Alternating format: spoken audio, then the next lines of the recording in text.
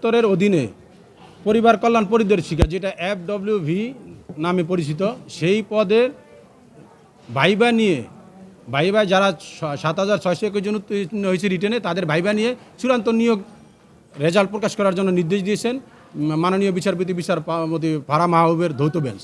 তো এই বিষয়টি ক্লিয়ার করলে 10ই মার্চ 2020 সালে পরিবার পরিকল্পনা অধিদপ্তর এই FWB পদে নিয়োগ বিজ্ঞপ্তির সার্কুলার দেয়। তাই আজকে যারা রিট পিটিশনার সহ সারা বাংলাদেশে তারা আবেদন করে, আবেদনের পরিপ্রেক্ষিতে রিটেনে অংশগ্রহণ করে।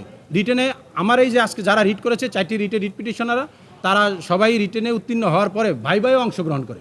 যখন ভাইভায় অংশগ্রহণ করে তারা রেজাল্টের অপেক্ষায় ছিল, হঠাৎ করে এই জানুয়ারি 14/1/2024 একটি চিঠি দিয়ে বলা যায় রিটেন এবং ভাইভায় যে রেজাল্ট হয়েছে এটা বাতিল করা হলো, পরবর্তীতে নতুন করে রিটেন এবং ভাইবার সময় জানিয়ে দেওয়া হবে। পরবর্তী সময়ে আমরা এটাকে চ্যালেঞ্জ করি, চ্যালেঞ্জ করার পরে রুল জারি হয়, স্টে হয়। এই দীর্ঘদিন শুনানির পরে আজকে রায়ের দিন নির্ধারিত ছিল। আজকে উভয় পক্ষকে শুনে আমাদের পক্ষে সিনিয়র আইনজীবী আহসানুল করিম এবং সৈয়দা নাসরিন, জ্যোতিময় বড়ুয়া উপস্থিত ছিলেন। আমাদের পক্ষে এবং পরিবার পরিকল্পনা অধিদপ্তরের পক্ষে আইনজীবীদেরকে শুনেছেন। অতিরিক্ত অ্যাটর্নি জেনারেল ছিলেন।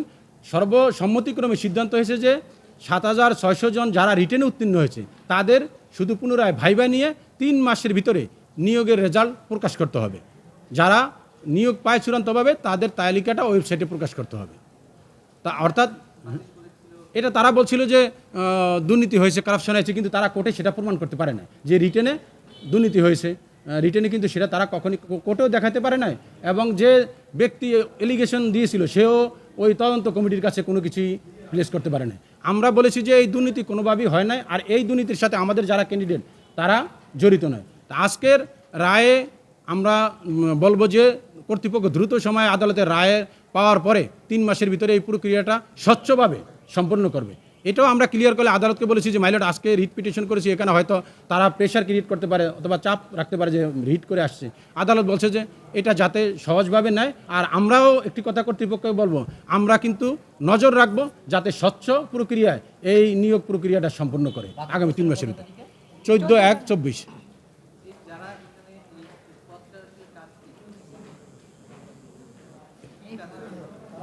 আমরা মাতৃত্ব সেবা ওই গ্রামের যে ইউনিয়ন পর্যায়ের মাতৃত্ব সেবায়, এটা স্বাস্থ্য স্বাস্থ্য অধিদপ্তরে মানে স্বাস্থ্য মন্ত্রণালয়ের অধীনে স্বাস্থ্য পরিবার পরিকল্পনা অধিদপ্তরের